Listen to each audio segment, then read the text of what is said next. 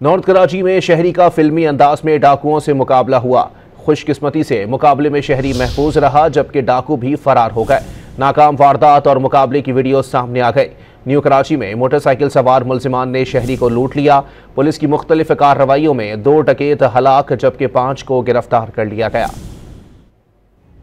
कराची में लुटेरों को लगाम न डाली जा सकी। नॉर्थ कराची में बहादुर शहरी ने डकैतों की वारदात को नाकाम बना दिया। फुटेज में देखा जा सकता है कि शहरी ने घर से निकलकर मोटरसाइकिल स्टार्ट ही की थी कि डाकू आ गए। मुसल्ला मुलजिम ने मोटरसाइकिल छीनने की कोशिश की, जिस पर शहरी ने मज़ाहमत की तो मुसल्ला मुलजिम ने फायरिंग कर दी। कुछ फासले पर जाकर शहरी ने भी पिस्तौल निकाला और डाकुओं पर गोलियां चला दी।